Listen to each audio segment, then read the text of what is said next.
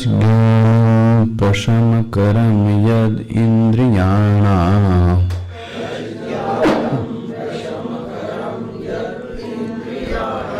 तज्ज्ञेयं यद् उपनिषत्सु निश्चितार्थम्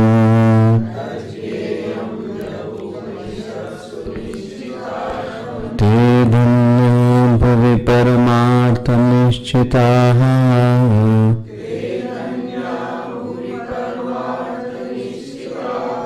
शेषास्तु भ्रमनिलये परिभ्रमन्तः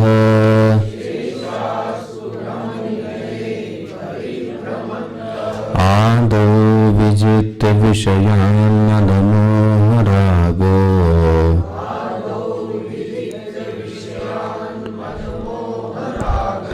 द्वेषादिशत्रुगणमारतयोगराज्याः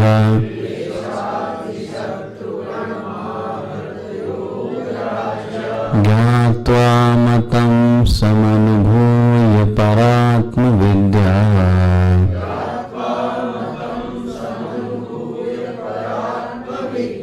कान्ता सुखं वनग्रहे विचरन्ति धन्याः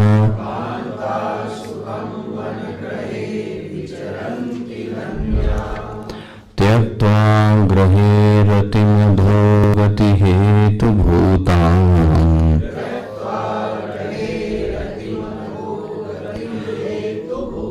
आत्मीक्षयोपनिषदवर्थरसं पिबन्तः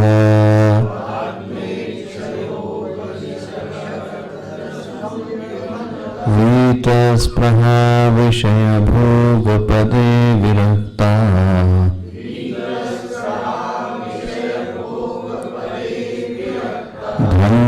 धन्याश्चरन्ति विजनेषु विरक्तसङ्गाः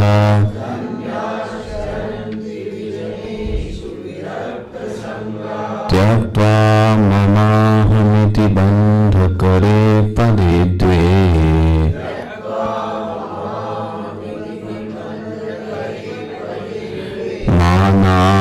मानावमानसदृशा समदर्शिनश्च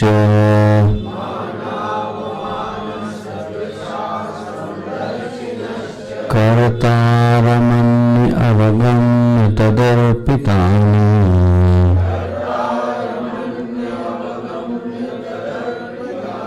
कुर्वन्त कर्म परिपाकफलानि धन्याः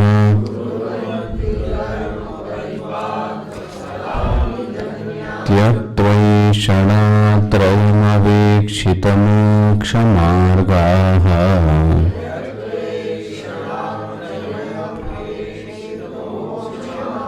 त्यक्त्वैषणात्रयमवेक्षितमोक्षमार्गाः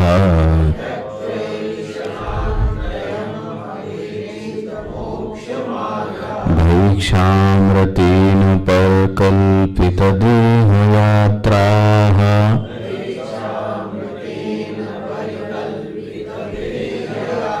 ज्योतिपरात् परतरं परमात्मसंज्ञम्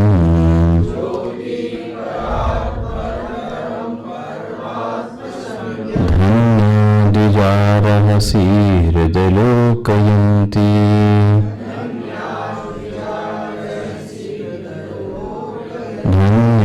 धन्यादिजारहसि हृदयलोकयन्ति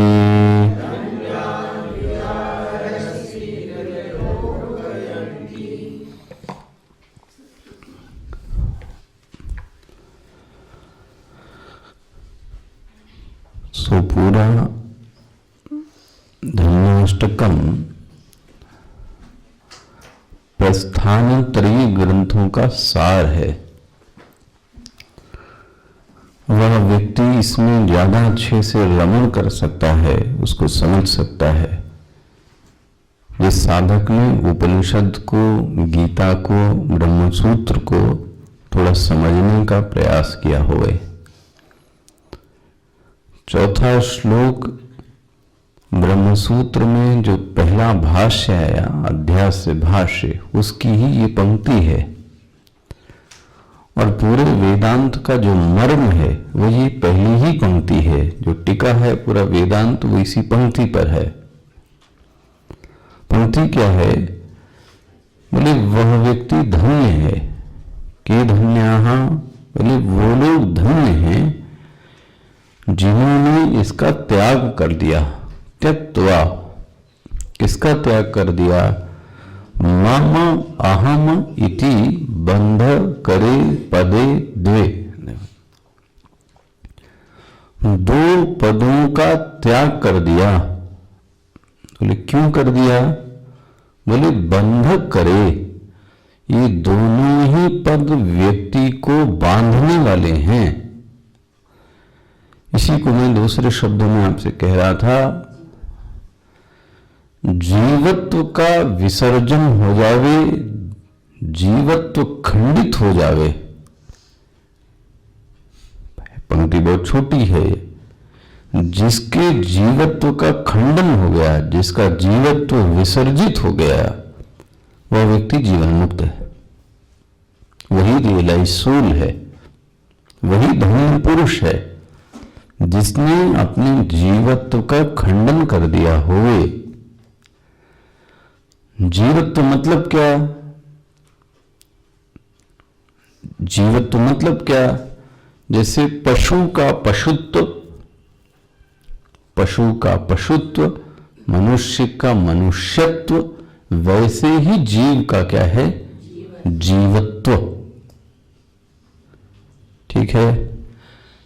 जीवत्व मतलब क्या है ना? अपने आप को जीव मानना,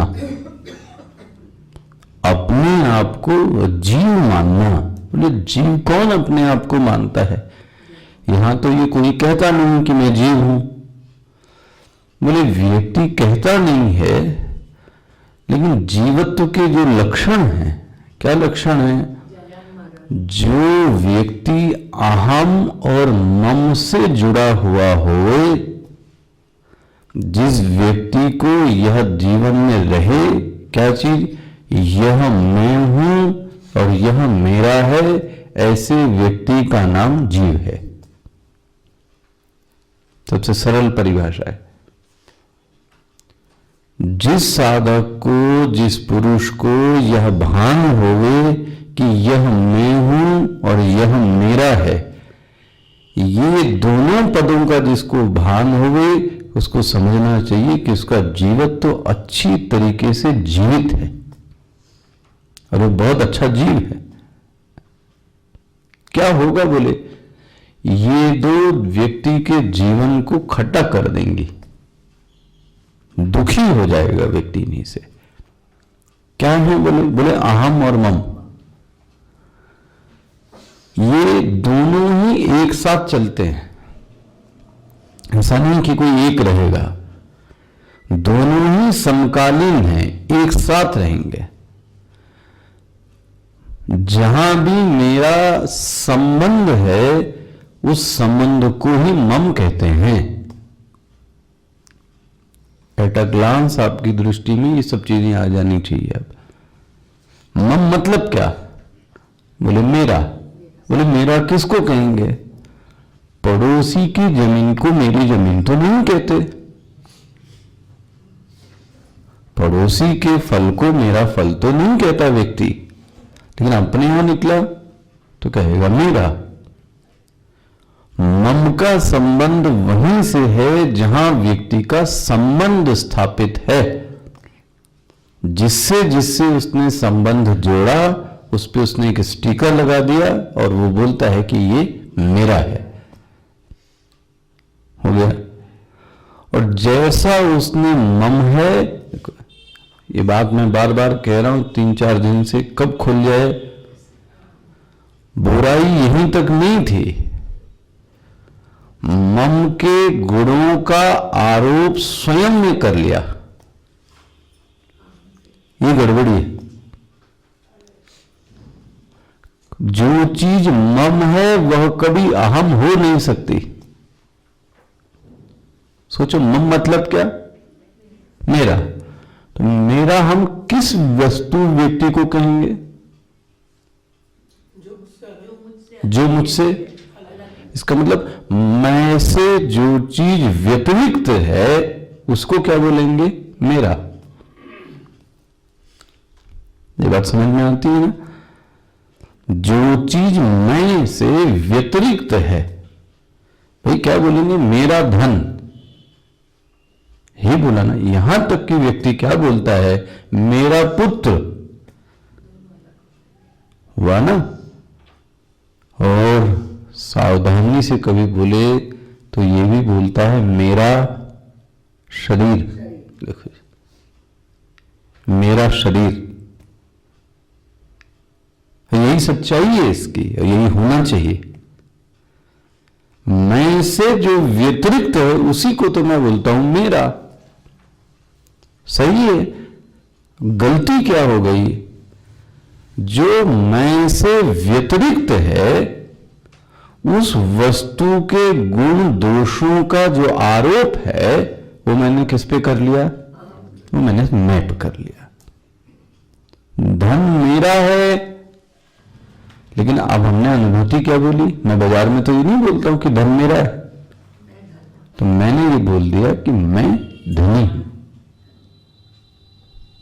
शरीर लंबा है, सच्चाई है, लेकिन मैंने क्या बोल दिया? मैं लंबा हूं। तो लंबा होने का जो गुण है वो किस में था? वो मम में था। पूरे एकदम जगत को लो, ये जितने भी गुण धर्म आज आप बातें कर रहे हो, और अभी भी बोल के देखो, आप जो भी आप कह रहे हो ये स्वयं के गुण धर्म है कि दूसरे के? स्टार्ट कर लो आप, कुछ बताओ अपनी विशेषताएं कुछ।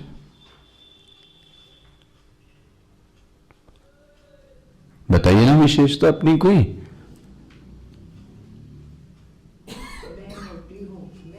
तो हो गया, और कुछ अपनी विशेषता बताओ आप। और कुछ?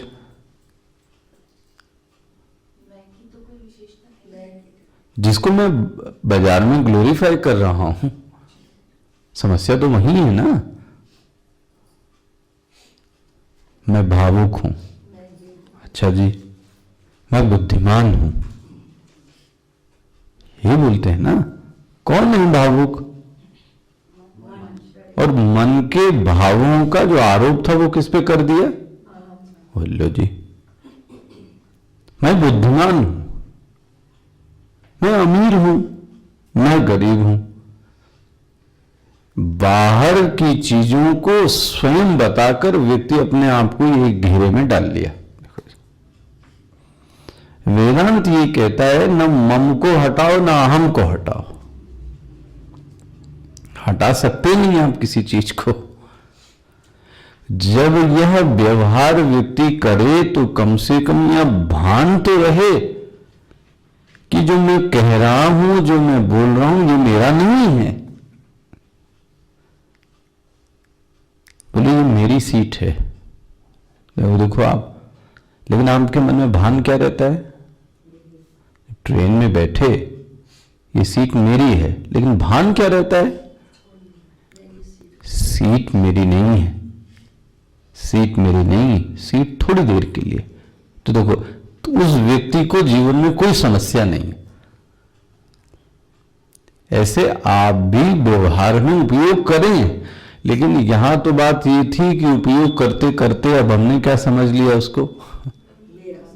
सामान तो रखने को दिया गया था आपको, और रखते रखते ज्यादा दिन हो गए तो व्यक्ति धीरे से क्या जमा लेता है उस पर? कब्जा, कि ये मेरा है। यही गड़बड़ी। आंख देखती है तो ये आंख का गुण है, मेरा स्वयं का गुण थोड़ी नहीं कि मैं देखता हूं। तो मम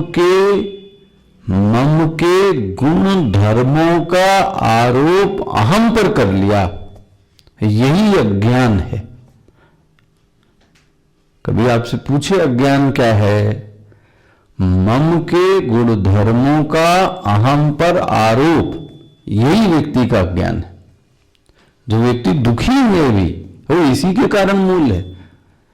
अब मैंने सब कुछ पाल लिया, मैं ऐसा हूं, मैं ऐसा हूं, और किसी ने आपको ऐसा नहीं किया तो उस दिन मैं यही कह रहा हूं, ये मान और अपमान किसका? शरीर का नहीं भाई। जिसने अपने आप को कुछ माना है, मान लाया ना, अपमान, सम्मान, अभिमान। मैंने अपने आप को यदि कुछ मान करके रखा, मतलब मैंने समाज में अपने आप को कुछ स्टेटस सिंबल दिया। स्टेटस कैसे दिया? बोले मेरे पास छोटी गाड़ी है तो मैं ऐसा हूं, मेरे पास बड़ी गाड़ी है तो मैं ऐसा हूं, मेरे पास 2 व्हीलर है तो मैं ऐसा हूं। ये माना हमने अपने आप को। अच्छा, किस आधार पर माना? मम के आधार पर। मम के आधार पर अहम का निर्णय कर रहे हैं। सोचो आप, भ्रांति कितनी है, अज्ञान कितना है इस बात में। भाई अहम का निर्णय अहम के आधार पर करो। मम के आधार पर जो आपका है नहीं, उसके आधार पर आप मैं का निर्णय क्यों कर रहे हो? यदि व्यक्ति शिक्षित है तो वो आप ये नहीं कह सकते कि मैं सुखी हूं। सोच के देखो, तो शिक्षित होना बुद्धि का गुण है, लेकिन शिक्षित होने से मैं आनंदित हूं ये जरूरी नहीं है। यदि शिक्षित होने से ये व्यक्ति आनंदित है, हाँ, तो जितने शिक्षित हैं वो सब आनंदित होने चाहिए, और जितने अशिक्षित हैं वो क्या होने चाहिए? ये शर्त तो नहीं दिखती। ये व्यक्ति की बुद्धि में ये जो बातें घुसी ना, मैं ऐसा हूं। आप देखना, जब व्यक्ति बोलता है मैं ऐसा हूं, तो कहीं उसने मम के आरोप को किस पे कर लिया है? अहम पर। फिर कह रहा हूं, जिस जिस चीज का आपको अभिमान हो गए, सबको हो गया, जिस जिस चीज का अभिमान है वो सोच ले कि वो मेरी है या वो मैं हूं। धन मेरा है, लेकिन मैं थोड़ी नहीं हो गया धनी। हुआ ना? ये बुद्धि, ये व्यवहार सदैव अलग रहना, जागते रहना, व्यक्ति कभी नहीं दुखी हो सकता, बंधन में पड़ ही नहीं सकता। गलत गलत वृत्तियों को, दूसरे की चीजों को अहम पर आरोप लगा दिया। अब वो भाष्यकार यही कहते, मान अवमाना, करो मान और अपमान। जिस व्यक्ति ने स्वयं को मापा ही नहीं, उस व्यक्ति का न मान है, न उस व्यक्ति का अपमान है, न उस व्यक्ति का सम्मान है। देखो, अरे प्लास्टिक की कुर्सी मिल गई तो भी ठीक है, बड़ी कुर्सी मिल गई तो भी ठीक है, बैठने को मिल गया तो भी ठीक है, लेकिन अभी कहीं जरा सा अभिमान आ जाए तो, साधु जगत में ही अभिमान आ जाता है। आपसे बताऊं, साधुओं की जो लड़ाई है वो आसन की लड़ाई है। किसका आसन कितना ऊंचा, देखो जी। तो बुद्धि तो वहीं टिकी हुई है अभी भी, लेकिन जो अच्छे संत हैं, पहुंचे हुए लोग हैं, उनका ध्यान इस पे नहीं। किसी ऊंचे आसन पे बैठने से व्यक्ति ऊंचा नहीं हो जाता, और किसी नीचे आसन पे बैठने से व्यक्ति नीचा नहीं हो जाता। ये किसने कह दिया? लेकिन व्यक्ति को जो अभिमान है वो इसी बात का है अभी भी। इसलिए भाष्यकार, ये जो चौथा श्लोक है, ये जान है वेदांत की। अहम मम इति बंध करे पदे द्वे मान अवमाना सदृशाः। उस व्यक्ति को कुछ नहीं होता। समदर्शिनश्च, कैसा है वो?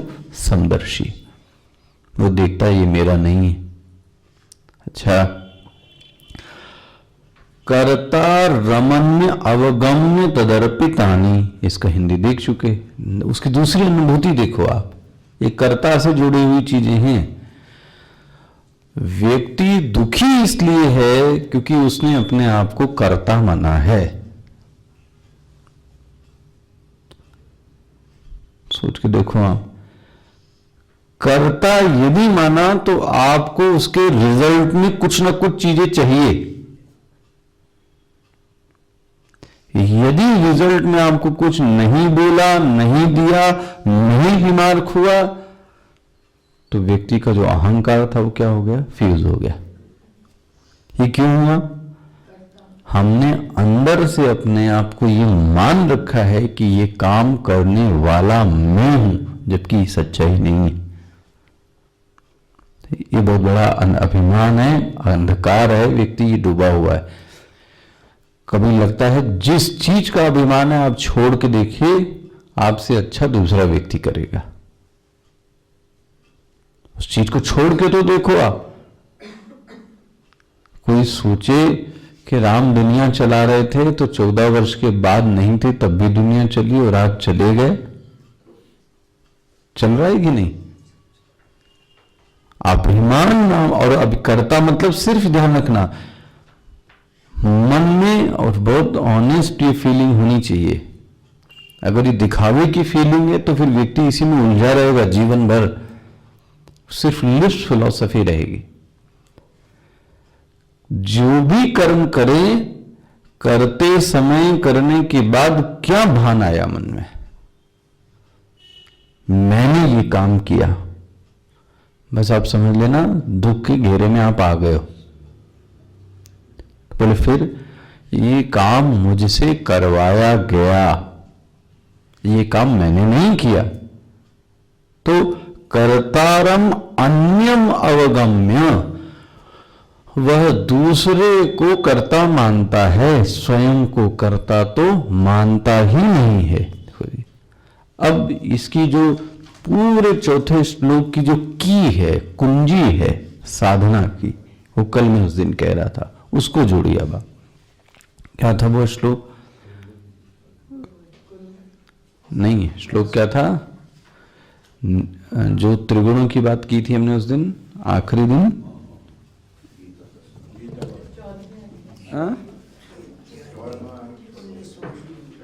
श्लोक नंबर बताएं।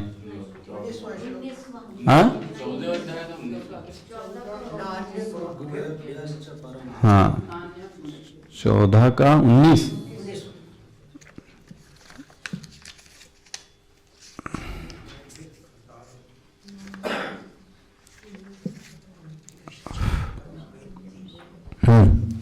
यही है इसकी साधना जो है वो ये है। न मिल गया आपको 19वां श्लोक सबके? नान्य गुणेभ्य कर्तारम यदा दृष्टानुपश्यति। व्यक्ति जीवत्व से तभी आजाद हो सकता है। पहला क, जीवत्व से तभी व्यक्ति आजाद हो सकता है। नंबर 1, व्यक्ति तभी अपने को अकर्ता मान सकता है। नंबर 2, जब वह अपने आप को दृष्टा माने। इसलिए शब्द क्या है? यदा। यदा मतलब जब। यदा मतलब जब जिस दिन साधक ने साधना में स्वयं को दृष्टा मानने की कोशिश की, दृष्टा में स्थित हो गया, उस दिन यह श्लोक उसके जीवन में घटित हो गया। अच्छा, कैसे हुआ? इसकी प्रोसेस देखो आप। दृष्टा मानने में, दृष्टा मतलब क्या हो गया?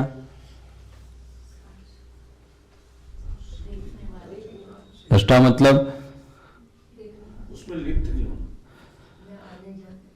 दृष्टा का आकार है, यह दृष्टा का आकार नहीं है।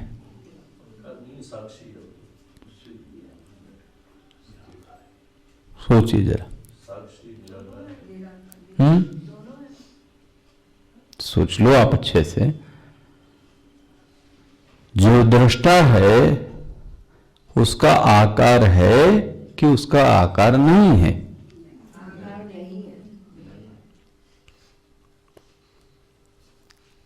इसलिए चुपचाप अपनी आंखें बंद कीजिए। ठीक है, अभी मैं कह रहा हूं, आंखें बंद करके देखिए कि मन में, ध्यान से पहले सुन लेना आप, मन में अभी इस समय भी आपके बहुत सारे विचार क्या कर रहे हैं, आ रहे हैं। ये मानो कि ऐसा ही है जैसे पता है रील चलती है, रील चलती है, इस पर बहुत सारे प्रिंट्स हैं, लगातार चल रही है, रोटेट होके फिर आ रही है और जा रही है, आ रही है और जा रही है। अब आपको ये देखना है, ये जो रील चल रही है इसको जान कौन रहा है? आंख, नाक, कान, मुंह, मन, बुद्धि, कौन है? और वहां ये देखने की कोशिश कीजिए कि जो जान रहा है उसको आंख खोल के देख लीजिए, उसका आकार क्या है। ठीक है ना? जो इस रील को जान रहा है वह कोई पड़ोसी नहीं है, वो मैं हूं। अब वो देखो कि मैं के अंदर कौन जान रहा है।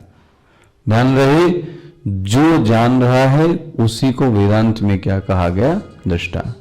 आंखें बंद कीजिए और देखिए अपनी वृत्तियों को जरा और खोजिए क्या है वो।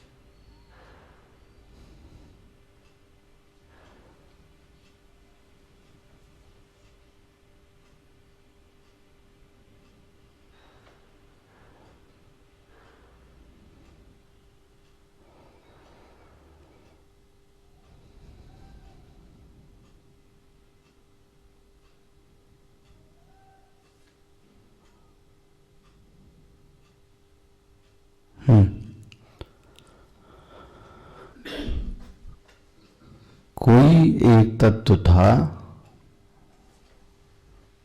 जिसकी आंख नहीं है, अंधा है, वो भी तो जान रहा था अपने मन को। दृष्टा आंख वाला ही जानता है क्या? जो गूंगा है वो नहीं जानता? जो पागल है क्या वो नहीं जानता? सिर्फ एक है, उस पर हमारा ध्यान नहीं गया। इसीलिए साधु आते थे पहले और गेट के आगे बोलते थे वो, अलख निरंजन। शब्द क्या था? अलख निरंजन। उसको लखा नहीं जा सकता। लखा मतलब देखा नहीं जा सकता, ये शब्द है। अलख, उसको लखा नहीं जा सकता। किसको? निरंजन को। ये ब्रह्म वाक्य है। देखो जी, उस निरंजन को वहां अंजन नहीं है। अंजन मतलब अज्ञान, कालिमा, काजल, धब्बा, मलिनता। वहां मलिनता नहीं है, वहां ज्ञान नहीं है, वहां धब्बा नहीं है, वहां निशान नहीं है। उसको देखा नहीं जा सकता। इसलिए वो जैसे ही आता था बोलता था गेट पे, अलख निरंजन। अब कितना बड़ा वाक्य था वो समझने वालों के लिए। तो जिसके पास मन नहीं है वो भी देख लेता है, बुद्धि नहीं है वो भी देख सकता है। और देख किसको रहा है? मन और बुद्धि को। इसका मतलब आपके अंदर अभी भी कोई एक तत्व है जो उन सभी चीजों को क्या कर रहा है? ध्यान रहे, जो अंदर है अभी जान रहा था वो आपके शरीर से क्या है? अलग है। थोड़ा और इसको स्थूल है। वैसे मरने के बाद यही जाएगा, यही जाएगा मरने के बाद, क्योंकि ये मरता है नहीं। अगर ये शरीर में ही है तो शरीर को तो जला दिया, तो शरीर के साथ ये भी क्या हो जाना चाहिए? तो ये तो जलता ही नहीं। कोई मनुष्य अंधा पैदा हो और बहरा तो वो क्या करेगा? वो भी उनके लिए अलग से ज्ञान की शैली बताई गई, ऐसी थोड़ी ना। सक्षम गुरु और सक्षम जिज्ञासु व्यक्ति होवे उसको भी वो ज्ञान करा सकता है। उसको टच से ज्ञान कराया जा सकता है, रंगों से ज्ञान कराया जा सकता है। सक्षम गुरु होवे और सक्षम शिष्य होवे। क्या नहीं हो सकता? आप अभी देख ही रहे हैं इस जगत में, लंगड़ा कुछ कर रहा है, अंधा पेंटिंग बना रहा है, वो उसको किसको पता नहीं, वो अभिष्कार कर रहा है। कहां से आया? उसने तो पढ़ा ही नहीं ABCD। ये तो सब ऊपरी खेल दिखते हैं। उसको कराना होता है तो सब काम करा लेता है। खैर, जिस दृष्टा को आपने अभी अंदर देखा उसका कोई आकार, तो आकार तो दृश्य का होता है। आकार दृश्य, और आकार मतलब क्या? आकार मतलब सीमा, लिमिटेशन। जैसे इस किताब का आकार है। आकार मतलब क्या? एक तो आप बोलेंगे चौकोर है, ये आकार नहीं। आकार का मतलब सीमा है। भारत देश का आकार है। आकार है मतलब भारत की सीमा है, कटा हुआ है। ये किताब हर जगह से कटी हुई है, यहां नहीं है, यहां नहीं है, यहां नहीं है, यहां नहीं। हो गया? तो इसको बोलते हैं इस किताब की अपनी एक सीमा है। इस तरीके से जो जिसको अभी आपने देखा, दृष्टा, पहला उसका गुण निकालना, लक्षण निकालिए ध्यान में बैठ के। वह दृष्टा निराकार है। जाके अंधेरे में, अंधियारे में, प्रातःकाल, रात में, 12 बजे रात में, जब मन चाहे भी अलग बैठकर देखो। साधु लोग इसी में मस्त रहते हैं। अगर वो अच्छे लोग उसी दृष्टा में ही खोए, वहीं सब पिक्चर दिख रही है उनको। जितना बाहर घटित हो रहा है, इसीलिए यशोदा जी की भी तो दिखा दिया ना अंदर, राम जी की मां को भी दिखा दिया अंदर। लेकिन जिसको आदत पड़ी वो बाहर देखने की, उसके लिए तो फिर बाहर ही देखो। अंदर आंख बंद करके बहुत आनंद से सब चीजें देखी जा सकती हैं। पूरा दृश्य देखा जा सकता है, बिना आंख के देखा जा सकता है, और रात दिन देखा जा सकता है। दृश्य आकार में है, दृष्टा में दृश्य आकार नहीं है, क्योंकि दृष्टा दृश्य से अलग है।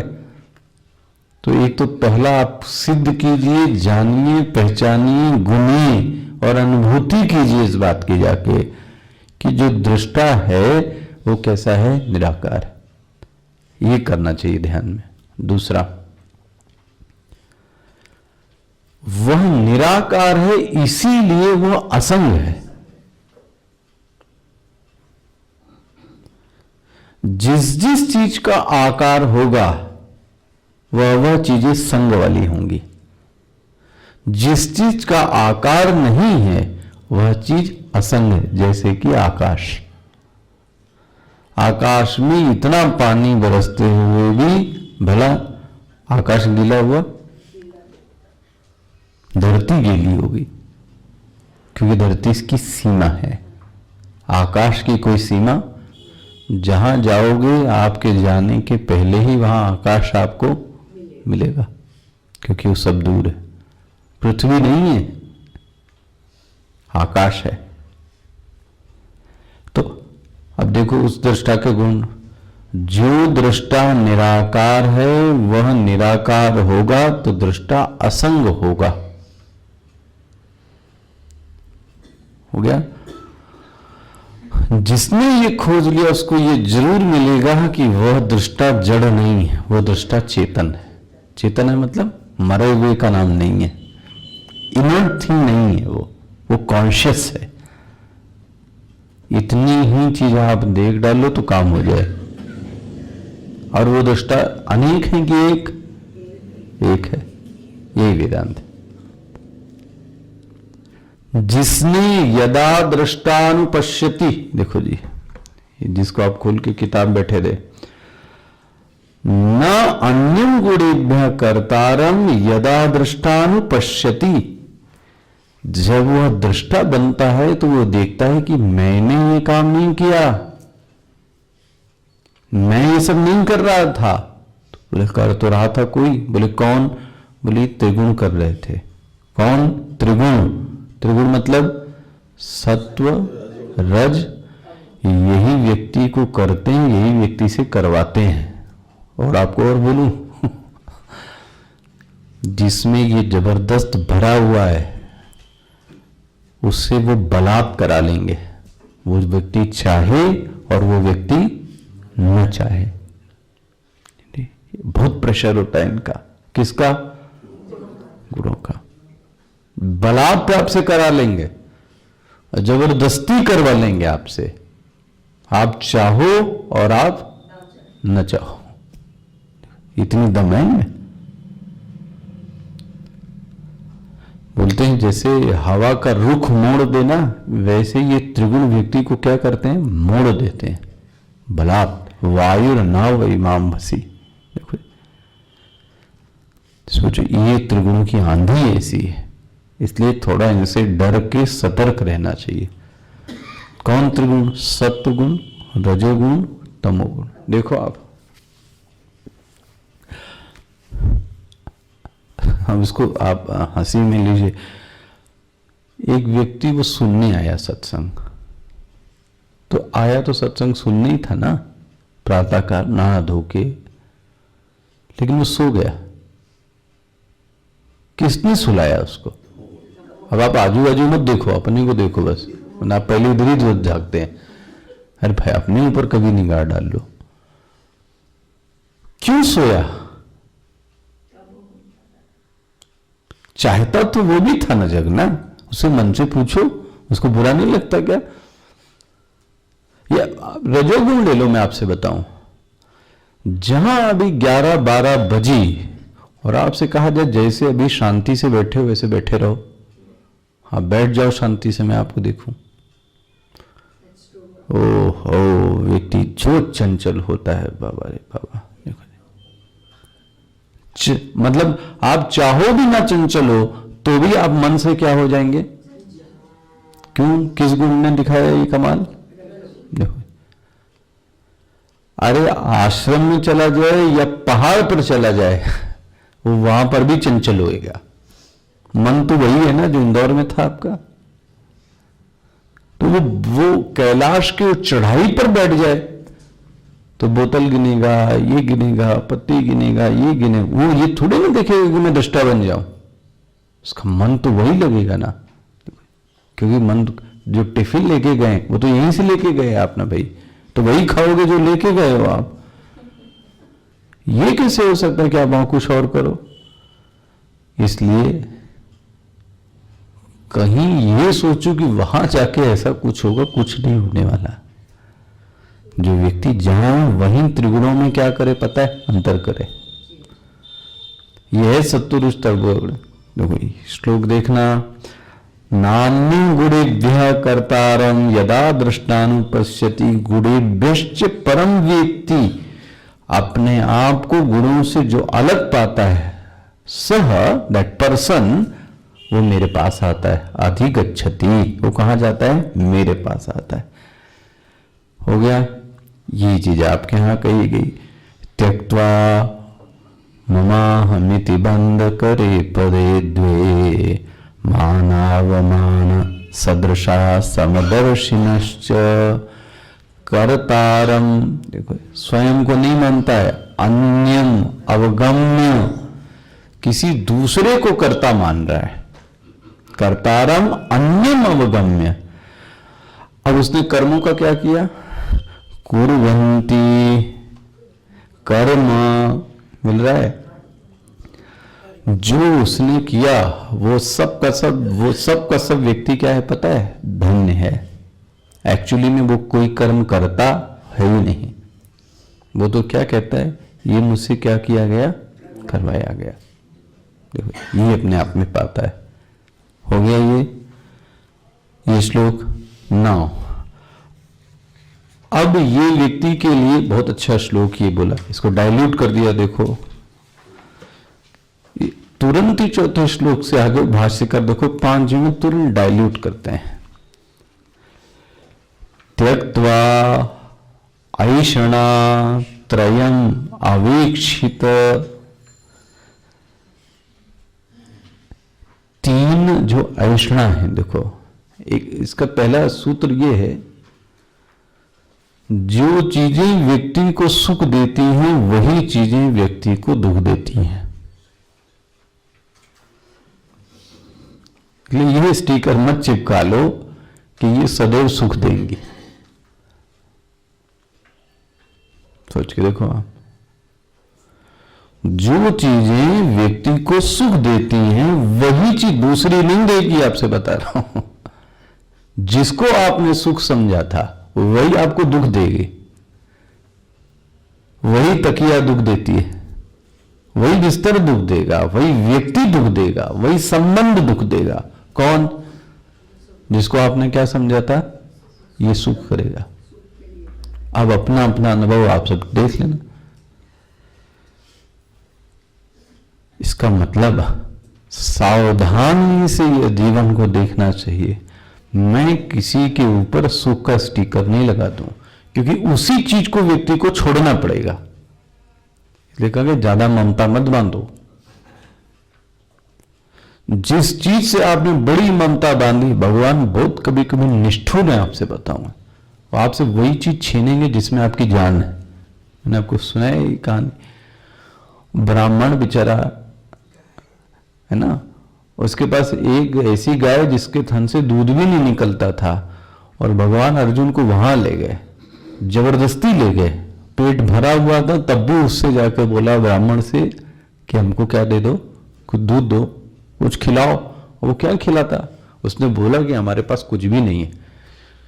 बोलते कहीं से चावल मांग लाओ, दूध में चावल घोल के 1 चम्मच में और शक्कर मिला के दे दो, मैं वही खा लूंगा। अब भगवान कहें बेचारा, अब कौन व्यक्ति नहीं करेगा?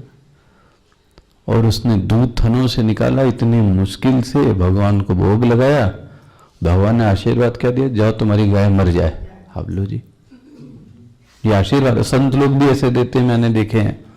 बहुत कष्ट होता है, मर जाए। अर्जुन ने बोला हद हो गई भगवान। और राजा ने किया तो उसको आपने बोला दिन दूना चौगुना बढ़ो जाओ, जहां उसको जरूरत नहीं थी। ये ब्राह्मण के पास एक ही गाय थी, भगवान ने कहा ये तो मेरे पास बहुत जल्दी आ जाता है, इसके रास्ते में जो रुकावट है कौन है पता है? गाय। ये तो कब का पहुंच गया था, लेकिन इसका जो ध्यान है वो किधर चला जाता है? भगवान भी बहुत पॉजिटिव। अगर उनकी तरफ ध्यान नहीं दिया गया जिस चीज के कारण, भगवान उस चीज को क्या करते हैं? तोड़ देते हैं। उदाहरण, हाँ, वो माँ भागवत में आया, वो माता जी कहती है कृष्ण भगवान को अच्छे खासे गोद में सुला रही थी। ये देखा है आपने? ये लीला यही है, ध्यान रखना। अच्छे खासे गोदी में सुला रही थी। सुलाते उन्होंने सामने क्या देखा कि वो जो दूध था वो क्या हो रहा है? उबल रहा है। तो अब स्वाभाविक स्त्री क्या करेगी? तो बच्चे को क्या करता है व्यक्ति? नीचे छोड़ता है और दूध को क्या करता है? उसको उतारता है। यही लीला थी, बस इतनी सी बात। भगवान को बात बहुत बुरी लगी कि मुझसे ज्यादा उपयोगी कौन हो गया है ये।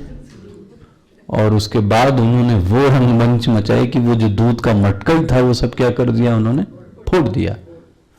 वो क्या कहना चाहते हैं? मैं आपके पास में हूं और आप कहां देख रहे हो? तो उस चीज को ही मैं क्या कर देता हूं? लो जी, भंग करता हूं। आप देखो,